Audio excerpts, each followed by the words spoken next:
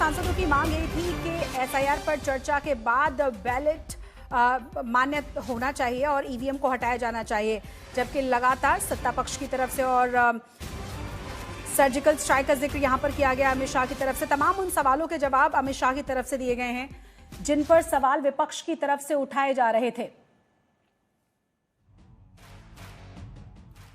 आज 8वां दिन है शीतकालीन सत्र का और जबरदस्त तरीके से लोकसभा में चर्चा खासतौर से एसआईआर को लेकर मिली है। तमाम सवालों के जवाब गृह मंत्री की तरफ से यहां पर दिए गए हैं और यहां विपक्ष की तरफ से वॉकआउट किया गया है, क्योंकि डिमांड ये की जा रही थी कि चुनाव जो है वो बैलेट पेपर से कराया जाना चाहिए। देश के लिए मरना आरएसएस की विचारधारा रही है, ये भी अमित शाह की तरफ से कहा गया सदन में। साथ ही साथ विपक्ष ने सर्जिकल स्ट्राइक का विरोध किया। उन्होंने वो तमाम मुद्दे गिनाए किस किस वजह से विपक्ष को हार का सामना करना पड़ा है, जिसके बाद वो ठीकरा पूरी की तरह से चुनाव आयोग एसआईआर के सिर मढ़ने की कोशिश में है। कांग्रेस ने लोकसभा से वॉकआउट कर दिया था, तमाम सांसद उठकर बाहर चले गए थे। उसके बाद भी तमाम सवालों के जवाब गृह मंत्री सदन में देते रहे।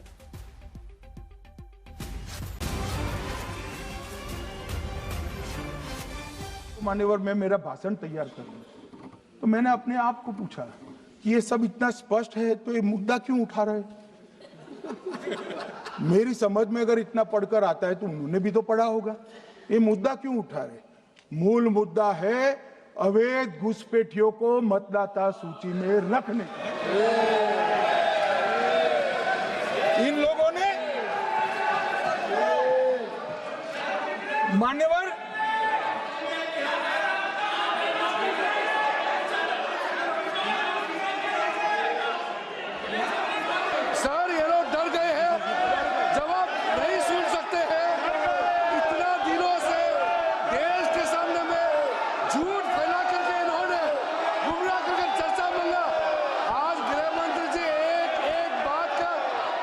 जवाब दे रहे हैं, ये भाग गए, डर गए, सुन भी नहीं सकते ये। अगर ये सुन नहीं सकते हैं, इतना दिनों से संसद का समय बर्बाद क्यों किया। अगर सच्चाई नहीं सुन सकते तो इतना दिनों तक सड़कों पर संसद का समय लोगों को रंग फैला करके क्यों समय बर्बाद किया। ये दिखा रहे, हमको मालूम था ये भागने वाले हैं। सच्चाई को सुनना चाहिए, सच्चाई को सुनना चाहिए।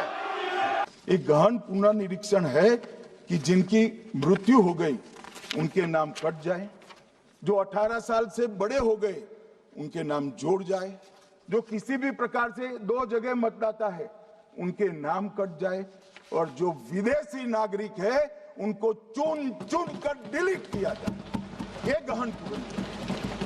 और मैं आज इस मंच से आपके माध्यम से इस सदन को और देश की जनता को कहना चाहता हूं, क्या कोई भी देश का लोकतंत्र सुरक्षित रह सकता है जब देश का प्रधानमंत्री और राज्य का मुख्यमंत्री कौन हो वो घुसपैठिए तय करेंगे। मान्यवर नहीं रह सकते। ये एसआईआर और कुछ नहीं है, मतदाता सूची का शुद्धिकरण है। मैं मानता हूं इससे कुछ दलों के राजनीतिक स्वार्थ आहत होते हैं। मुझे उन दलों के प्रति एक प्रकार से अनुकंपा भी है, क्योंकि देश के मतदाता तो वोट देते नहीं हैं। ये थोड़े विदेशी दे देते थे, वो भी चले जाएंगे। मगर मान्यवर, क्या हमने भारत के नाते निर्णय करना पड़ेगा। Actually, let us have a debate on my press conference. Yes. Let us go. Yes. Let us have very good idea. Let us have a debate on my press conference. Okay. Amit Shah ji, I challenge you. I challenge you to have a debate on the 3 press conferences. Please. Uttar Pradesh में और हरियाणा में दोनों चुनाव में vote कैसे दे रहे हैं? Please ये भी जवाब दे दीजिए। माननीय गृह मंत्री जी। मान्यवर, पहली बात मैं स्पष्ट करना चाहता हूं, मैं 30 साल से विधानसभा और संसद में जनप्रतिनिधि के रूप में चुनकर आता हूं। मुझे लंबा अनुभव है संसदीय प्रणाली का। विपक्ष के नेता महोदय कहते हैं कि पहले मेरी बात का आप जवाब दीजिए, मैं सुनना चाहता हूं। आपकी मुनसफी से संसद नहीं चलेगी। मेरे आप बोलने का क्रम मैं तय करूंगा। इस तरह से नहीं चलेगी संसद। मान्यवर उनको धैर्य रखना चाहिए, उनको धैर्य रखना चाहिए मेरा जवाब सुनने का। इनकी एक एक बात का जवाब मैं दूंगा, मगर मेरे भाषण का क्रम वो तय नहीं कर सकते, मैं करूंगा क्योंकि मैं बोल रहा हूं।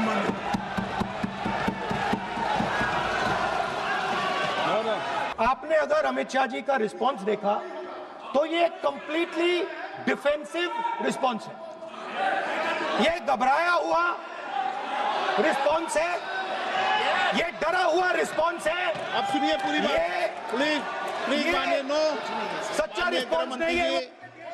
माननीय गृह मंत्री जी, माननीय, आपके चेहरे पर चिंता की लकीरें मैं देख रहा हूं कि मैं क्या बोलूंगा। मैं उनके उकसावे में नहीं आऊंगा, मैं मेरे विषय पर बोलूंगा। मैंने 2-3 चीजें कही थी। मैंने कहा था ट्रांसपेरेंट वोटर लिस्ट सबको दीजिए, उसके बारे में एक शब्द नहीं बोला।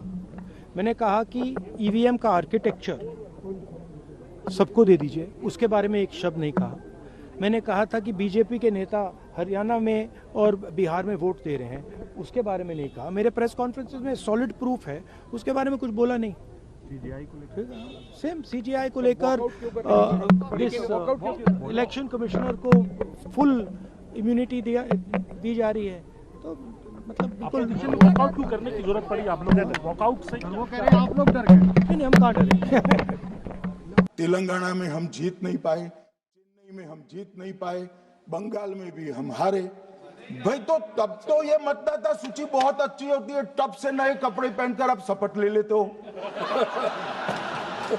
उस वक्त मतदाता सूची का विरोध नहीं करते हो, और जब मुंह की पटखनी पड़ती है बिहार की तरह, तब मतदाता सूची का विरोध करते हो। माननीय, मेरे दोहरे मापदंड नहीं चलेंगे लोकतंत्र में। जब आप जीतते हो तब चुनाव आयोग महान है, जब आप हारते हो तो चुनाव आयोग निकम्मा है, बीजेपी का कहने पर चलता है। जब आप जीतते हो मतदाता सूची अच्छी है, मतदाता सूची अच्छी है, और जब आप हारते हो तो मतदाता सूची खराब है।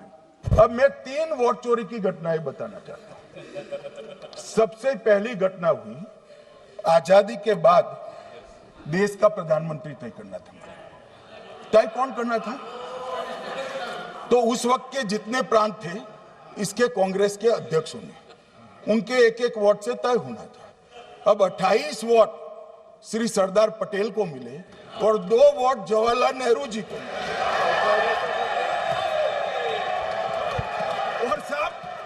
और साहब प्रधानमंत्री जवाहरलाल जी बने।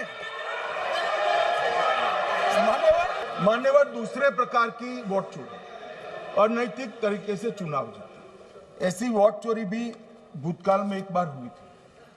श्रीमती इंदिरा गांधी रायबरेली से चुनी गई। इलाहाबाद हाईकोर्ट में श्री राजनारायण पहुंचे कि चुनाव नियमों के अनुसार नहीं हुआ। इलाहाबाद हाईकोर्ट ने ये तय कर दिया कि श्रीमती गांधी ने उचित तरीके से चुनाव नहीं जीता है, हम इसको रद्द कर देते। मान्यवर, ये भी वोट चोरी थी, बहुत बड़ी वोट चोरी थी। और उसके बाद में क्या हुआ? उसके बाद में वो वोट चोरी को ढकने के लिए संसद में कानून लाया गया कि प्रधानमंत्री के खिलाफ कोई केस ही नहीं हो सकता। मैं विपक्ष के नेता को कहना चाहता हूं, इम्यूनिटी की बात आप चुनाव आयोग की पूछ रहे हैं, इसका तो मैं जवाब दूंगा, इम्यूनिटी का। मगर ये इम्यूनिटी जो श्रीमती गांधी ने दी थी, इसके लिए आपका क्या कहना है? और उन्होंने तो स्वयं के लिए ले ली। और तीसरी वोट चोरी कहना चाहता हूं। तीसरी वोट चोरी का प्रकार मैंने बताया था कि योग्यता नहीं है और मतदाता बन जाना।